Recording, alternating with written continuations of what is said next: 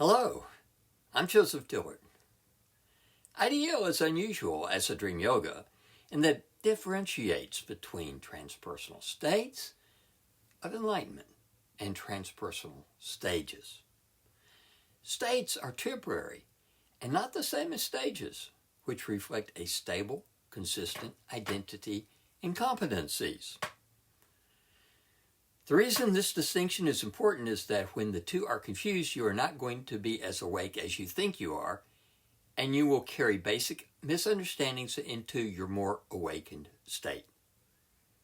If you want to avoid those two outcomes, you'll want to understand why transpersonal states are not transpersonal developmental stages. Integral deep listening starts with the assumption that dreaming is naturally and normally a regressed prepersonal state. However, when dreams and dreaming are approached with an appropriate rational methodology, the result can be transpersonal and transrational transformation. Some 40 years of personal experience and work with clients have demonstrated to me that this is indeed the case. So, while the dream state itself is regressive and prepersonal, it is indeed possible for almost anyone to learn how to transform it into a source of higher level development, creativity, and transformation. People who want to view dreaming as a doorway to higher development are likely to recoil at this conclusion. However, there are very good reasons to approach a dream yoga from a recognition of the regressive and prepersonal nature of the dream state. This conclusion not only conforms to what science has revealed about dreaming, it also puts our sense of who we are into a realistic, grounded perspective, not based on hope, belief, or delusions of grandeur. If we want to transcend the prepersonal within ourselves, we have to not only include it, we have to respect and honor it. That means recognizing, accepting, and respecting its reality, subjectivity, irrationality, and amorality, instead of demanding that it be something that it is not, transcendent, pure, and transpersonal. To place such expectations and assumptions on the dream state is not respectful.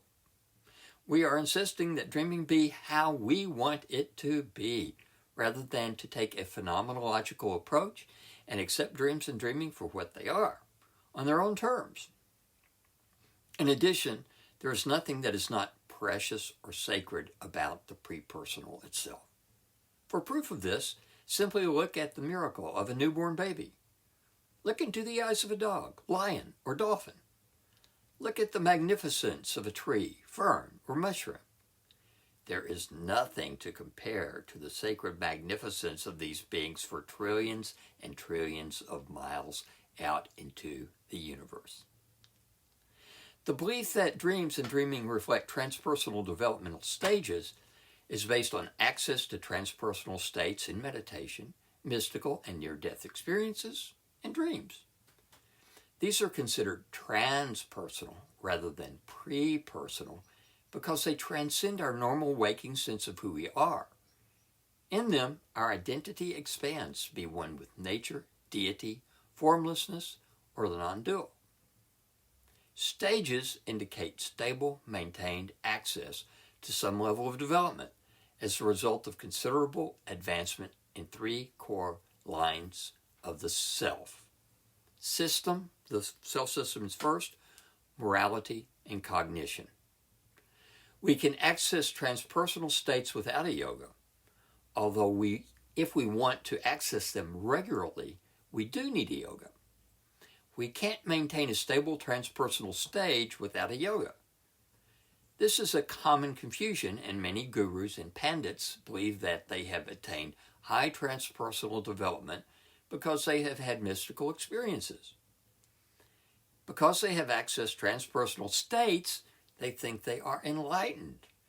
That is, they have attained access to stable, ongoing transpersonal stage development. They then convince others that they are enlightened, and cults and religions are born. Saul on the road to Damascus and the birth of Christianity is a classical example of this process. If you have a mystical experience, you will feel enlightened. In fact, at that moment, you will be enlightened. The problem is that because we have had an experience that changes how we view ourselves in life, we typically conclude that it is a permanent and pervasive realization. However, if that is so, why do people who are enlightened normally return to very unenlightened attitudes and worldviews? For example, Indian yogis with mystical experiences of enlightenment and who practice intensive yogas record no history of giving up acceptance in the discrimination of the caste system. If they were enlightened, why not? Non-dual meditating Zen monks during World War II took up arms for the emperor. How come? What's enlightened about murdering people you don't know for some government? Non-dual Dzogchen meditating Tibetan monks kept the population of Tibet as indentured serfs or slaves on their feudal monastic landholdings for centuries. Why? What is enlightened about that? Ken Wilber helps us to understand these questions by laying out 4 different definitions of enlightenment in his book, Integral Spirituality. First, there is enlightenment as Turiya, a permanent end stage of development, which is what most people mean when they say the word. Second, there is enlightenment as a state awakening, which is what enlightenment actually is as a waking or dream lucidity experience. Third, there is enlightenment as a developmental line or ongoing process of waking up. When we recognize that we are more awake and enlightened than we were when we were, say, 16, we are talking about this meaning of the word. Fourth, there is enlightenment as a cathartic feeling, a sense of inspiration, creativity, joy, or acceleration. Part of the problem with waking up is that people don't differentiate among these different terms, a process known as disambiguation. If we don't make these differentiations, we may assume that the listener or speaker shares our meaning of enlightenment, when they don't. There is a false agreement, which is fine if you want to manipulate someone into buying what you're selling, but not so fine if your objective is to awaken others to their truth and path instead of what you're sure their truth and path is. There are many reasons why people may want to corral others into agreeing with them. The agreement of others validates our worldview and our identity. Agreement suppresses any cognitive dissonance, meaning if we are surrounded by people who validate our worldview, we don't have to look at its limitations. If I can get you to agree with me, perhaps I can get you to do what I want you to do, like fight my wars for me, or put business profit before truth and honesty in your work. Maybe I can turn you into a mini-me who parrots my beliefs and goals while you continue to be convinced you are acting autonomously based on what your own decisions, conscience, intuition, or inner knowingness is telling you to do. What adolescent doesn't defend taking up the habit of smoking with such rationalizations? What politician, CEO, or military officer doesn't find ways to rationalize whatever they are manipulating others into doing for them? The way this relates to the difference between states and stages is that the 2 of the meanings of enlightenment, peak or absolute enlightenment, and enlightenment as a developmental line Wilber calls spiritual intelligence, apply to permanent stages, while the other 2 meanings, mystical experience of enlightenment and catharsis, apply to temporary states. We know that mystical and near-death state experiences are not indicative of transpersonal stages of development because children and criminals report having them. You can have mystical experiences without needing to know what meditation is. You don't need to have ever taken a psychedelic drug or gone to a shamanic retreat. You and I can be thoroughly unremarkable in our development and still access extraordinary transpersonal states.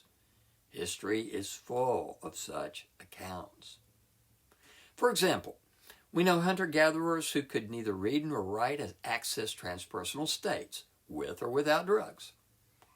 You don't have to be a mystic or saint or savant to do so.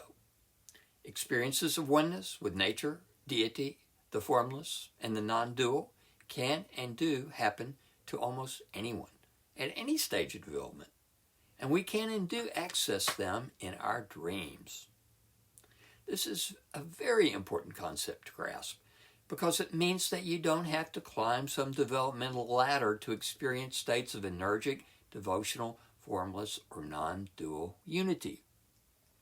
You don't have to meditate for years, sit at the feet of enlightened masters, or join this or that religion or spiritual community.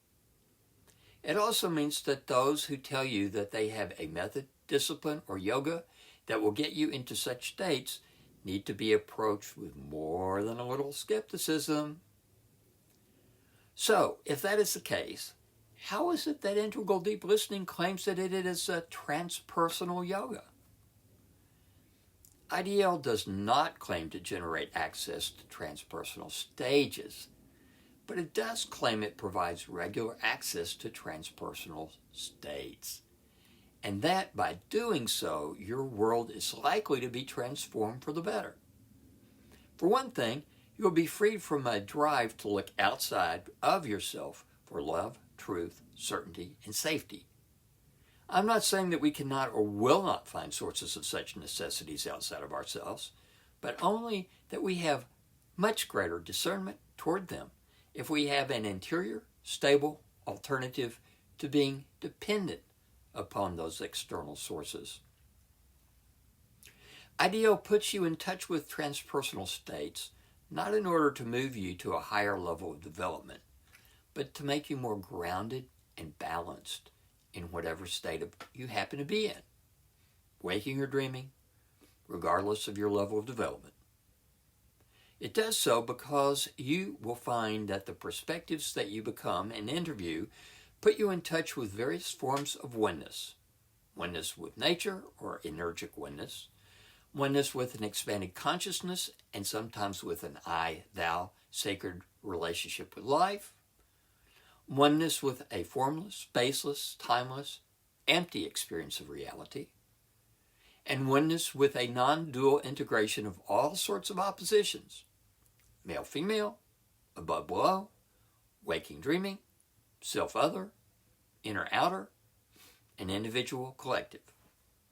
That doesn't mean that these oppositions no longer exist, but that they are put into harmonious relationships that co-creatively generate higher orders of synthesis. We have seen in a previous video that although dreaming can access transpersonal state experiences, dreaming is not a transpersonal state, but rather a prepersonal one. Dreaming normally involves the deconstruction of the self, waking objectivity and cognition, rather than creating a transcendence of waking in some higher form of objectivity. That one can learn to be objective in the dream state by way of lucid dreaming in no way redefines the basic prepersonal reality of the dream state. Religious and New Age understandings of dreaming tend to ignore or minimize this fact. Once we understand that dreaming is not itself a transpersonal state, but a state in which transpersonal states can be accessed, our path forward will become clearer. Once we understand that access to transpersonal states does not imply transpersonal stage acquisition, we have a tool for separating the wheat from the chaff in the claims that people make based on their mystical experiences or dreams. Idealism is fine, as long as it is grounded in realism. Realism is fine, as long as it is balanced with idealism. Exceptional development is fine in any line, as long as it is grounded in balanced, integrated, deep listening. Do you have any questions or comments? Let us know how we can help by sharing your interests in the section below this video or at Friends of IDL on Facebook. Thanks for watching. See you next time.